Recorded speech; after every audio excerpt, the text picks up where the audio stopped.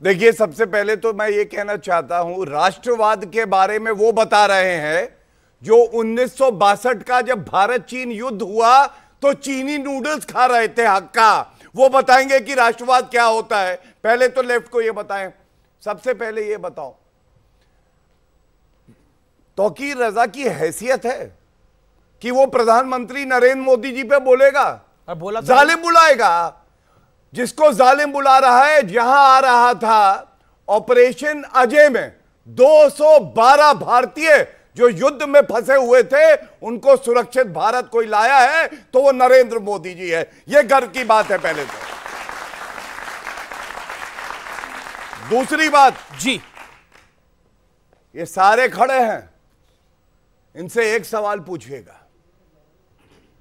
Hamas आतंकवादी संगठन है और भारत खड़ा है इंसानियत के साथ, निर्दोष लोगों के साथ, जिनको हमास महिलाओं के साथ बलात्कार कर रहा है, लाश को उठा के गाड़ी पे रखता है, अल्लाह अकबर के नारे लगाए जा रहे हैं, छोटे छोटे बच्चों के सर काटे जा रहे हैं।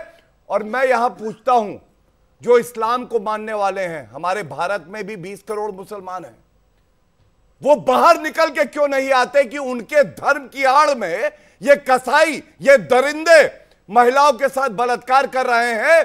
सबसे बड़ा प्रदर्शन तो यह होना चाहिए कि मेरे भगवान, मेरे ईश्वर, मेरे अल्लाह का नारा लगा के तुम ये पाप नहीं कर सकते हो। लेकिन दुख की बात है, दुख की बात है, जो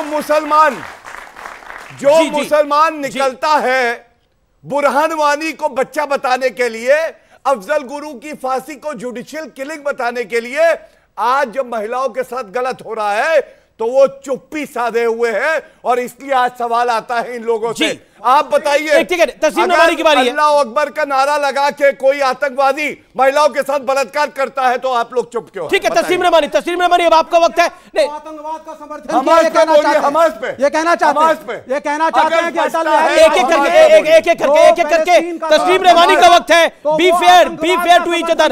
विवेक श्रीवास्तव, बी फेयर। तस्लीम रमानी का वक्त है।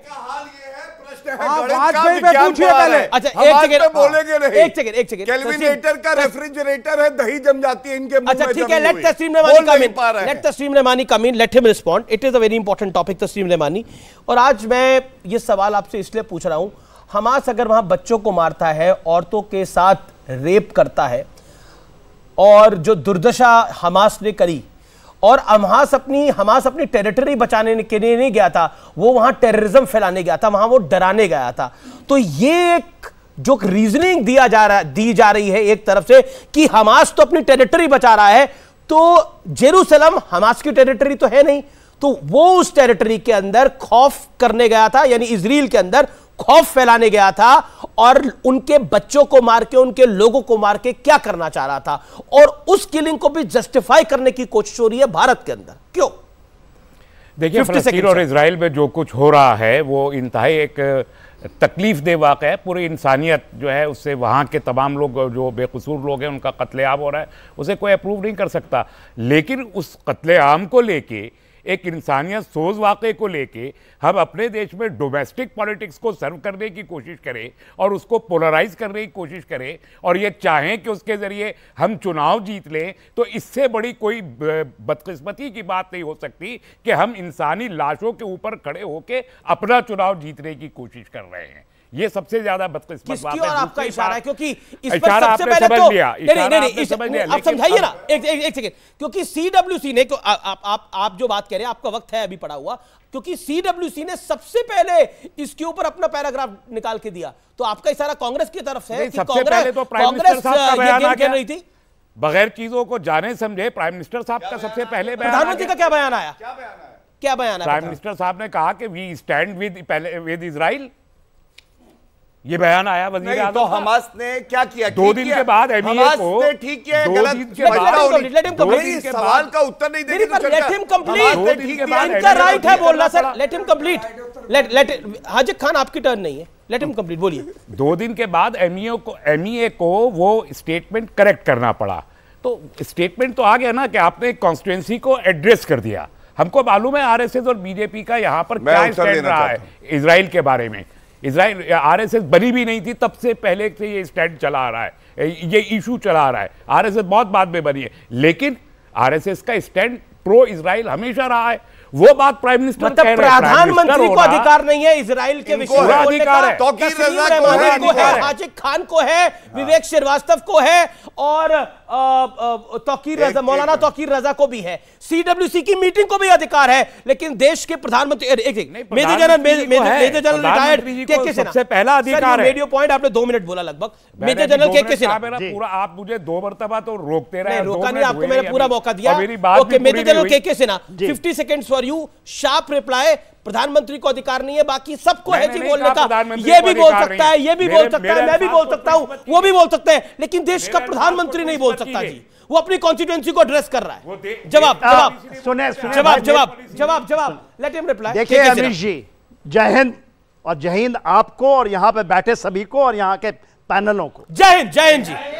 देखिए, एक प्रधानमंत्री जो चुनकर आया है 1.4 करोड़ जनता का, वो आपका एक हेड है, और जब वो लाइन लेता है 1950 ईस्वी में इजराइल को भारत ने मान्यता दी, रिकॉग्नाइज किया। आज कह रहे हैं नहीं, भारत ने नहीं किया। 92 में उसका एम्बेसी भारत में आ गया। 92 में तो नहीं थे मोदी यहां। आज 3 बड़े हमले हुए हैं आतंकवाद का। यह आतंकवाद का मामला है। जो हमास है फिलिस्तीन नहीं है, जो फिलिस्तीन है हमास नहीं है। इस चीज को समझने की चेष्टा कीजिए, और इसको समझने की पूरे भारत के लोगों को जरूरत है। क्या चीज हुआ है? 3 बड़े हमले हुए हैं आज तक। हमास 1978 में आया है, जी 87 में आया है। जो गाजा स्ट्रिप है, 67 में इजराइल ने इसको कब्जा कर लिया था इजिप्ट से, ना कि फिलिस्तीनियों से। और उसके बाद वहां उनकी पकड़ थी। 2005 में खुद यह जमीन दे दिया कि आइए आप बैठिए फिलिस्तीनियों को। हमास 78 में बनता है, और उसके बाद आज उसका क्या कहना है, उसकी आप चार्टर पढ़ेंगे, जिहाद से ईच एंड एवरी इजरायली को, यहूदियों को यही आज कॉल भी दिया उन्होंने। ये उनका चार्टर है। उसको यदि यहां बैठ करके कोई कहता है तो उससे बड़ा मानवता का दुश्मन, और उसने यही किया। आज क्यों मारा उन बच्चों को, क्यों उनके साथ रेप करते हैं? आपने अपनी बात को 1.5 मिनट लिखा। मैं हाजिक खान के पास जा रहा हूं, फिर गौरव भाटिया। एक सेकंड, मैं आपको मौका दूंगा। हाजिक खान, मेरा सवाल बड़ा ये है कि हमास ने बोला today is the day of rage, और चाइना के अंदर इजरायली डिप्लोमेट को चाकू से गोदा गया। चाइना के अंदर इजरायली डिप्लोमेट को चाकू से गोदा गया। क्या आपको